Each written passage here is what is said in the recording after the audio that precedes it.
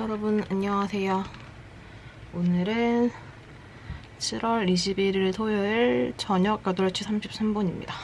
와, 오늘 진짜 덥더라고요. 물론 이번 주 내내 더웠지만. 그래서 오늘은 저 솔림에 있다가 집에 와서 밥 먹고 이렇게 영상 카메라를 켰어요. 날짜를 적고 타이머를 맞추고 시작을 해보도록 하겠습니다. 시작!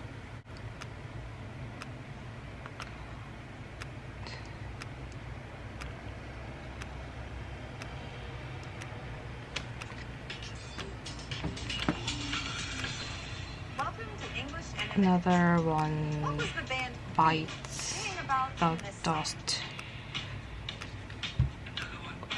Another one bites the dust. Another one bites the dust. Let's listen. This old phone mine will not turn on anymore. I think it's time to throw it out. Another cell phone bites the dust. I had to replace mine last month. My phone was just a year old. It really bit the dust. I think I've dropped it too many times. If an object bites the dust, it is beyond repair and cannot be fixed. Something But bites saying can also be the used dust. to describe a person's death, like in our song by Queen. But using the term bites the dust about a real person's death, Bit the dust. I think I dropped it too many times. If an object bites the dust, it is beyond and repair. cannot be fixed. But the saying can also be used to describe a person's death, like in our song. If an Object bites the dust, dust, bites it the is beyond repair. and cannot be fixed. But the saying can also be used to describe a person's death, like in our song by Queen. But using the term bites the dust about a real person's death is rude. or not nice. And that's English in a minute.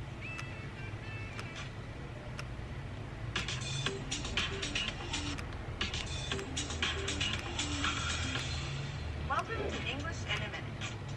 What was the band Queen singing about in this song?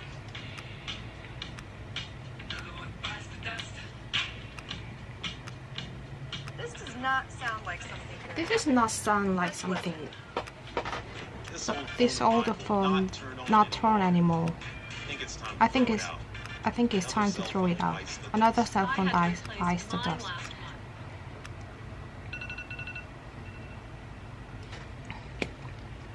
오늘의 공부가 끝났습니다. My phone was 그래서 오늘은 Another one bites the dust라는 표현을 배워봤는데요. 먼지를 먹다 뭐 이런 뜻이잖아요. 직역하면은 뭘 의미하냐면 물건으로 따지면은 고칠 수 없다. 완전 사망 선고를 받은 그런 물건을 의미하고, 그리고 이게 사람의 경우에도 쓸 수 있는데 그 퀸의 노래 중에 Another One Bites the Dust라는 노래가 있나 봐요. 그래서 그 사람의 죽음에도 쓰일 수 있긴 한데 그러니까 가상의 사람인 거죠. 실제 사람의 죽음에 이 표현을 쓰면은 되게 무례한 표현이 된다고 합니다. 실제 사람의 죽음한테는 이 표현을 쓰면 안 되겠다고 안 되는 것으로 보이고요. 그러면 오늘도 달력에 표시를 하도록 하겠습니다. 짠! 48일째 표시를 했고요. 이제 하나, 둘, 셋, 넷, 4줄이 남았네요. 이제 한 반 정도, 반 조금 넘게 했어요. 네. 그러면 또 오늘의 공부가 이렇게 끝이 났고요. 여름 되니까 그냥 물을 포함해서 음료를 되게 많이 마시는데 요즘 들어서 특히 더 많이 마시는 게 이온 음료예요. 그래서 요즘에 한 일주일 중에 한 이틀, 3일 정도를 출근할 때마다 이온 음료를 마시면서 갔고, 오늘도 솔림에서 나왔는데 너무 더운 거예요. 그래서 바로 그 카페 앞에 있는 편의점에 가가지고 이온 음료를 다들 물 많이 드시고 더위 진짜 조심하세요.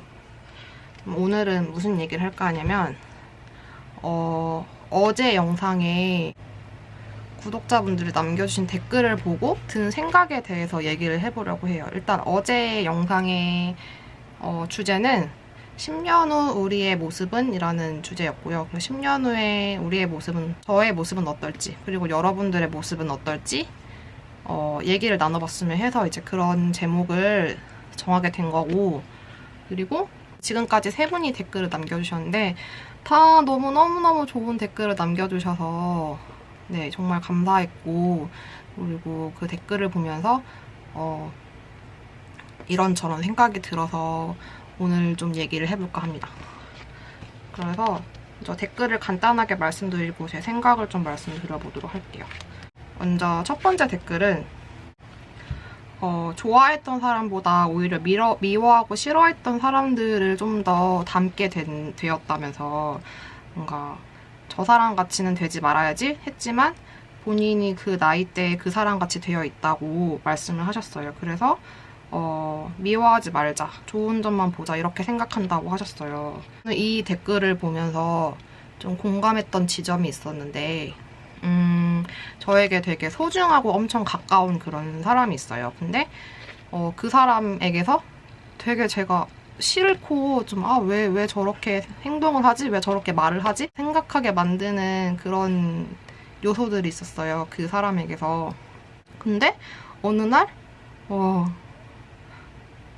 저도 그렇게 말을 하고 있고 또 그렇게 행동을 하고 있는 거예요. 갑자기 막 뭐지?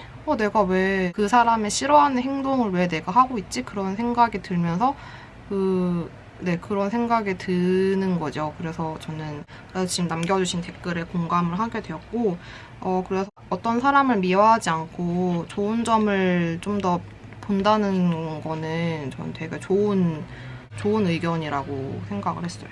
한편으로 그런 생각이 들더라고요. 제가 이렇게 저의 이 가까운 사람의 싫은 점. 근데 그 싫은 점이 과연 나쁜 점일까? 그런 생각이 들었어요. 제가 그 행동을 싫어하는 거는 첫 번째로 그렇게 생각할 수 있죠. 저 행동이 옳지 않은 행동이기 때문에 싫어하는 것이다 라고 생각할 수가 있죠. 근데 이렇게 생각하는 내가 편협한 건 아닐까. 그리고 저 사람은 그게 저 사람의 삶의 방식인데, 그러니까 살아오면서 어떤 취득하게 된 그런 행동이고 스스로를 지키기 위한 그런 삶의 방식인데, 혹은 삶을 헤쳐나가기 위한 그런 방식인데 그거를 내가 옳고 그르다로 나눠서 판단할 수 있을까? 그런 생각이 들더라고요. 그래서 제가 드는 생각은 그냥 타인을 있는 그대로 바라봐야겠다. 물론 굉장히 힘들고 저의 판단이 안 들어갈 순 없지만 만약에 타인의 행동이 뭐 법에 어긋나거나 뭐 예를 들어서 뭔가 좀 비윤리적이거나 뭐 그런 행동이 아니라면은 그냥 사람의 다양한 뭐 행동 방식 중에 하나라면은 그거라 그냥 저 사람의 특징이구나 그렇게 받아들여야 되지 않을까? 그런 연습을 좀 해야 되지 않을까? 뭔가 그런 생각이 들었고요. 또 그런 경우도 있어요. 저는 제가 좋아하고 소중한 사람의 어떤 싫은 점이 나에게도 이미 가지고 있는 행동이라서 싫어하는 경우도 있을 거라고 생각해요. 이걸 뭐라고 해야 되지? 동족 혐오적인 감정 있잖아요. 내가 나의 싫어하는 점이 있기 때문에 다른 사람에게서 나의 싫어하는 점을 발견하면은 그 사람의 그런 점을 볼 때도 불편하고 또 내 자신이 싫어지는 약간 그런 문제도 있다고 생각을 하거든요. 구독자님이 말씀해주신 거랑 반대 방향인 거죠. 싫어하는 사람의 모습을 보고 저 사람처럼 되지 말아야지 했지만 나도 그런 모습을 가지게 된 것과 반대 방향인 거죠. 내가 이미 내 행동 중에 싫어하는 행동과 모습이 있는데 다른 사람, 그러니까 뭐 굳이 막 심지어 그냥 좋아하는 사람에게서도 그 점을 발견했을 때 뭔가 이런 경우는 어떨까? 어떻게 해야지 그런 뭔가 해결 방법이나 뭐 돌파 방법을 찾아내지 못했어요. 근데 댓글을 보면서 제 가끔 생각하는 것에 대해서 좀 다시 생각이 나게 되었어요.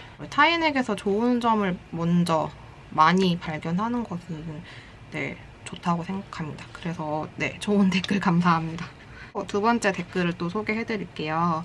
지금은 막 엄청난 목표는 없다고 하시면서 10년 뒤에도 비혼이었으면 좋겠고 그때도 결혼 생활이 없었으면 하는 작지만 큰 목표밖에 없어요 라고 이제 하셨는데 어제 영상에서 사실 결혼 얘기를 할까 싶었거든요. 근데 그냥 얘기하다 보니까 그게 기억이 안 나서 안 하게 되더라고요. 아마 저도 지금 결혼에는 큰 뜻이 없어서 그냥 잊어버리지 않았나. 뭔가 제 미래에 아직 결혼이란 선택지는 없고 특히나 출산이라는 선택지는 더더욱 없어요. 저는 비혼주의자까지는 아니지만 비출산주의자라고 할 수는 있겠네요.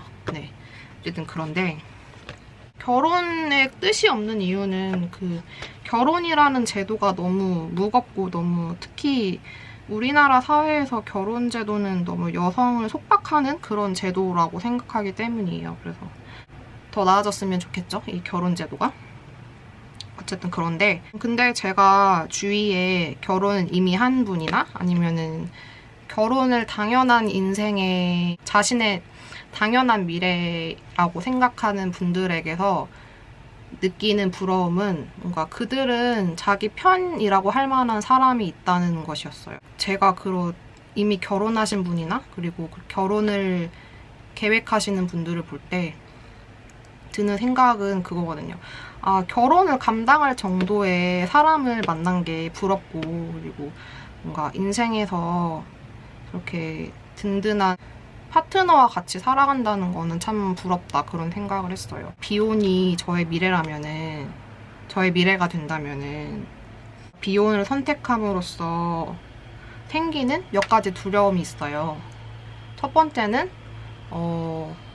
고독함이죠. 네, 저는 고독함이 인생의 가장 큰 두려움이 아닐까 생각을 하는데 왜냐하면 부모님은 언젠가 돌아가실 거고 친구들은 또 언젠가 결혼을 할 거라고 생각을 하면은 저는 결국에 어느 곳에 속하지 않은 혼자가 될 거라는 생각이 크게 들기 때문이에요. 왜냐면은 친구들은 가정을 꾸림으로써 그 가정이 그 친구의 인생의 어떤 가장 기초적인 커뮤니티? 기초적인 틀이 될 것이고 결혼과 육아를 하는 친구들과의 저와 관심사도 달라질 것이고 그리고 뭔가 친구들의 인생에 내가 서서히 옅어지고 결국엔 사라지지 않을까 하는 두려움이 늘 있어요. 모르겠어요. 아직 이런 상황을 겪지는 않아서 이런 상황이 만약 생기면 어떻게 대처할 것인지 그거까지는 아직 생각을 해보지 않았어요. 근데 저는 주위에 결혼 안 할 거야. 나는 결혼이 내 계획이 없어 라고 말하는 사람이고 제 많은 친구들은 언젠가는 결혼하겠지 라는 생각을 가진 친구들이고 그리고 이미 결혼한 친구도 있고 그렇거든요. 그래서 그 친구들과 계속 할머니 될 때까지 꾸준하게 우정을 이어나가고 싶은데 그러기 힘들어지면 어쩔까 하는 두려움이 늘 있습니다. 근데 이런 두려움이 갑자기 든 생각인데 특히 이성 간 결혼이 지금 우리 사회의 어떤 표준적인 삶의 형태라고 인식되기 때문에 이런 두려움이 생기는 게 아닐까 생각이 들었어요. 그러니까 우리 사회에 이성 간 결혼 그리고 동성 간 결혼 뭔가 파트너십 1인 가구, 뭔가 이렇게 다양한 가구의 형태가 좀 더 보편적으로 받아들여진다면은 나는 결혼하지 않은 사람이기 때문에 뭔가 사회에서 고립될 것이다 라는 이런 두려움이 조금은 줄어들지 않을까? 네, 그런 생각이 들었어요. 오늘 갑자기. 네, 그렇고요. 비혼이 저의 미래가 된다면 생기는 두려움은 제가 제 생계를 죽을 때까지 꾸리고 살 수 있을 것인가 하는 그런 경제적인 두려움이 있겠죠. 노후 대비를 잘 할 수 있을까. 그리고 경력이 단절되지 않고 최대한 오래 일을 할 수 있을까라는 그런 두려움이 있죠. 모르겠어요. 이거에 대해서도 어떻게 하면 좋을까 거기까지는 생각을 안 해봤고 어떻게 하면 좋을까는 사실 제가 생각해야 되는 게 아니라 이거는 국가에서 생각해줘야 할 문제라고 생각을 합니다. 네, 저 나름대로 계속 뭔가 구체적으로 계획을 하고 열심히 살아가야겠죠. 하루하루 살아가다 보면은 네, 길이 보이지 않을까 그런 희망을 가지고 있고 네, 국가가 이런 저의 두려움을 그리고 저만의 두려움이 아닐 거예요. 이건 분명히. 그래서 네, 이런 두려움을 가지고 있는 사람들, 특히 여성들의 두려움을 알고 있을까? 알아줬으면 좋겠다. 대책을 내줬으면 좋겠다 하는 생각이 있죠. 이 두 번째 댓글을 보고 좀 제가 막연하게 생각했던 어떤 비혼에 대해서 조금이라도 더 구체적으로 생각해 볼 수 있게 되는 계기가 되었어요. 네, 감사합니다. 그럼 세 번째 댓글을 소개를 해드릴게요. 일단 10년 후의 나를 떠올리는 게 좀 막막해서 네, 10년 전에 본인을 떠올려 보셨다고 했는데 그래서 10년 전과 10년 후의 나를 비교해보면 가치관과 좋아하는 것들, 되고 싶은 사람 등이 많이 달라졌다고 하셨어요. 그리고 10년 후에는 본인의 관심사에서 꿈을 이루고 그리고 다양성을 받아들이고 교감하는 사람이 되어 있으면 좋겠다고 댓글을 남겨주셨어요. 댓글을 보고 어떤 생각이 들었냐면 첫 번째로 그 10년 전과 지금의 가치관과 좋아하는 것들 등등이 달라졌다고 하셨잖아요. 제가 얼마 전에 인스타에서 그런 요청을 받았거든요. 제 학창시절에 대해 얘기해달라는 되게 재미있는 주제라고 생각이 들었지만 한편으로는 내 과거에 대해서 어떻게 얘기를 해야 되나 그런 막막함이 들었던 것도 사실이에요. 내 과거에 대해서 얘기를 함으로써 내가 어떤 의미를 창출해낼 수 있을까 이런 생각 들었고요. 왜냐면은 저는 의미 부여하는 거를 네, 굉장히 좋아하는 사람이기 때문에 한 영상을 만든다면은 네, 스스로에게 어떤 의미가 되었으면 좋겠다라고 생각을 했기 때문이에요. 어쨌든 네, 이 댓글을 읽고 나서 그 영상의 방향을 좀 잡게 된 것 같아요. 그러니까 과거의 나를 돌이켜보면서 과거의 나와 현재의 나는 어떻게 달라졌는지 혹은 과거의 나는 현재의 나에 어떤 영향을 미쳤는지 이런 것들을 그 영상의 주제로 잡으면 어떨까. 그러면은 그 저의 학창시절에 대해 얘기하는 영상도 저에게 의미를 가지게 될 거라고 생각이 들었어요. 그래서 네, 이 댓글을 남겨주셔서 되게 감사합니다. 그래서 제가 조만간 저의 학창시절에 대해 얘기하는 영상을 만들었으면 좋겠네요. 일단 좀 개요를 짜보도록 하겠습니다. 그 10년 후에 되고 싶은 모습을 다양성을 받아들이고 교감하는 사람이 되어 있으면 좋겠다고 하셨잖아요. 네, 이거를 읽고 제가 안 그래도 그 오늘 이 책을 읽었는데 이 책과 그 지금 남겨주신 댓글을 읽고 다양성에 대해서 조금 생각해보는 계기가 됐는데 이 책은 생각하는 여자는 괴물과 함께 잠을 잔다라는 책이고 보말람 출판사에서 나왔고 김은주 님이 지은 책입니다. 그래서 20세기 이후의 여성 철학자들을 소개하는 책인데요. 네, 일단 재밌어요. 아무래도 철학자는 남성 철학자들이 훨씬 더 많이 알려져 있잖아요. 그래서 정말 여성 철학자들은 어떤 사람이 있는지, 이들이 어떤 생각을 했는지 친절하게 알려주는 책이기 때문에 네, 추천을 하고요. 제가 어떤 부분에서 그 이제 다양성에 대해서 생각을 하게 됐냐면은 두 번째로 소개된 철학자인 가야트리 차크라보르티 스피박이라는 철학자의 파트에서였는데 여러분 그 제인 에어에서 버사 메이슨이라는 캐릭터 기억나시나요? 그 버사 메이슨은 그 이제 남자 캐릭터인 로체스터의 전 부인인데 되게 악인? 약간 미친 사람으로 표현이 되죠? 그래서 제가 제인 에어를 보면서 들었던 생각은 저 버사라는 여자는 왜 저렇게 버사라는 여자가 참 제인 에어와 로체스터의 관계를 방해하는 사람이구나. 이 서사에서 없어졌으면 좋겠다. 제가 어린 나이에 읽으면서 들었던 생각이었어요. 근데 그 버사 메이슨의 입장에서 그 제인 에어의 이런 서사를 전복하는 책이 있는데 그 진 리스라는 분의 광막한 사르가소 바다라는 책이 있대요. 그래서 스피박이 그 책을 읽으면서 제인 에어의 어떤 한계를 꼬집죠. 그 김은주님은 스피박이 어떻게 제인 에어의 한계를 꼬집었는지를 설명을 하세요. 제인 에어에서 버사는 야만성과 동물성의 영역에 머물며 서구의 문명에 대립하는 비서구의 야만으로 그려진다. 그저 미친 여자로 남아버린 비서구인 앙투아네트. 그는 말하지 않는다고 모두가 생각했다. 그러나 스피박은 앙투아네트의 목소리에 귀 기울였다.